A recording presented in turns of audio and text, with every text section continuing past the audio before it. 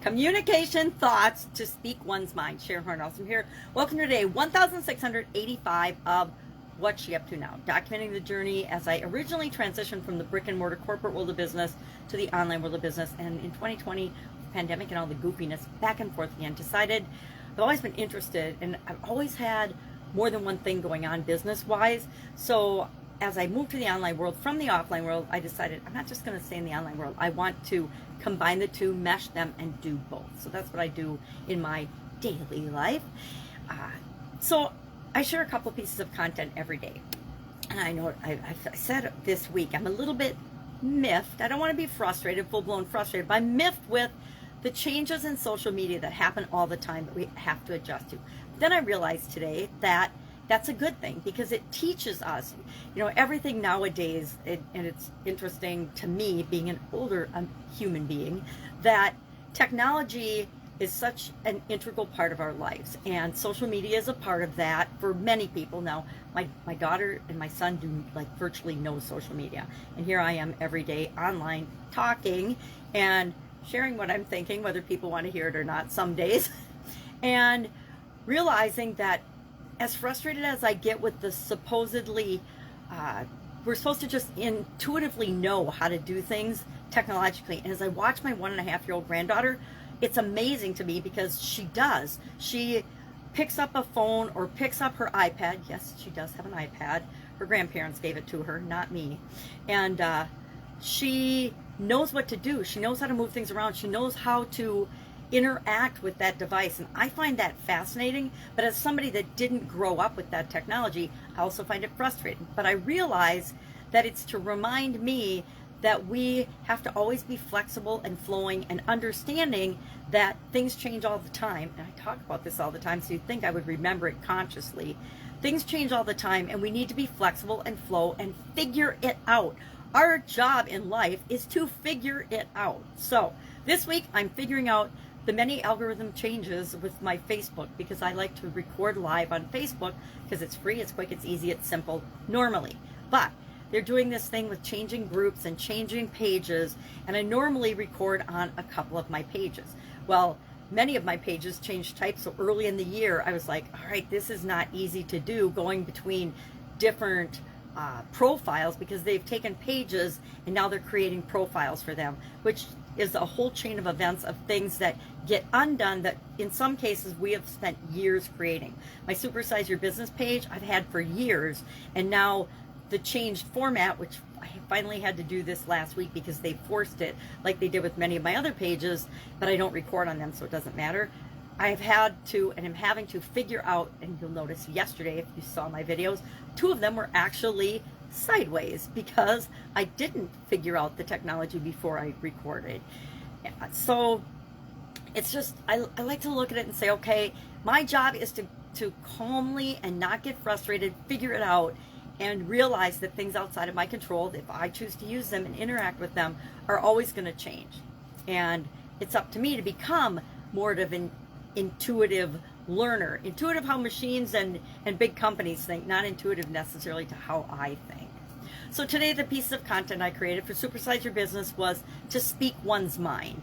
Now, I think I covered in March when we were talking about for the annual challenge to speak your mind, because we were talking about thoughts and beliefs and our mental well-being and mental health. This month we're focusing on, as part of the annual challenge, communication. How do we communicate with other people? And our topic was our thoughts and beliefs about communication. What are our current thoughts and beliefs about communication? Our ability to communicate, or about communication as a whole? And we're just going to come up with 10, and then we're going to look at them and say, okay, well, is this true? Is it 100% true? Is it really true for me? Is it true for everybody else? And then what if it's not true? What if I'm telling myself I'm a terrible speaker or a terrible writer, but it's really not true because I'm comparing myself to the best in the world at something? And that's always going to make us feel disappointed, right? So to speak one's mind, I just shared some thoughts around that and how that interacts and how that can improve our business if we're willing to be who we are, be honest, be direct and clear in our communication. And communication doesn't happen if the other person doesn't get it.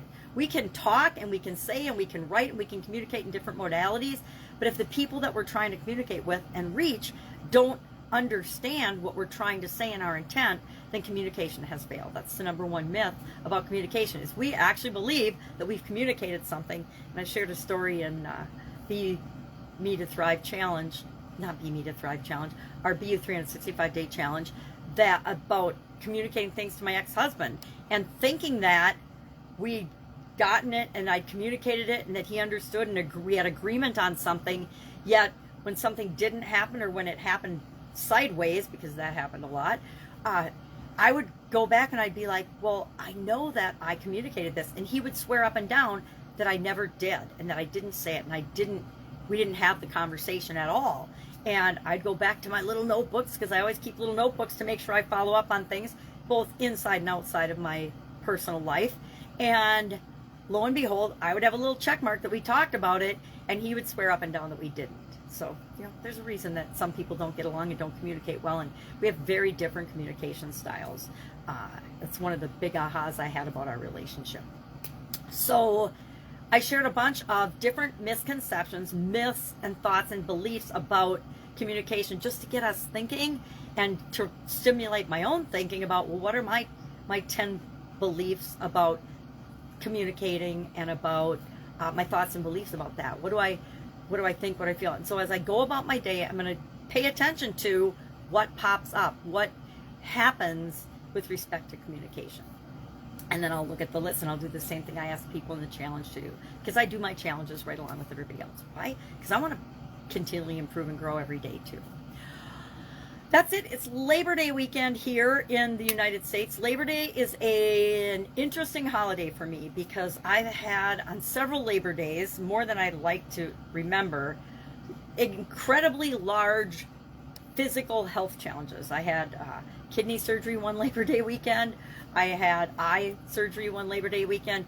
I had a sudden cardiac arrest the day after Labor Day weekend one year. And so Labor Day has got a whole lot of interesting things that it brings up for me. I actually celebrate what I call my death day, because I had a sudden cardiac arrest and died the day after Labor Day. And so that is and since Labor Day changes all the time, it's not the day after Labor Day this year. It happens to be the 7th. So September 7th, I actually celebrate my death day. My kids kind of hate that I call it that, but it's my day to celebrate that I'm still here and I'm still able to try to get some messages across and to communicate with other people. I guess that's all I've got today. I'm going to enjoy the holiday weekend with my granddaughters. I've got my oldest granddaughter coming over for a sleepover tonight, which always is so much fun and so exhilarating for me. We're actually going to sleep over at my youngest sister's house, because her husband, although it's his birthday weekend, he does a fly-in, very remote fishing trip every year in Canada, except not the last 2 years because of COVID and things. But this year he's on again, so he's on his remote island, and she gets a little lonely and sad, so I promised that my oldest granddaughter and I would have a sleepover with her. All right, if I can help you in any way, love to know your thoughts, your experience with speaking your own mind. Sometimes speaking my own mind has gotten me in a lot of trouble. Other times it's served me really, really well. And I guess overall, it's served me more being myself and speaking my mind and being who I am, than wearing masks and veils and pretending I'm somebody that I'm not. All right, if I can help you anyway, ask. Otherwise, I'll be with you tomorrow.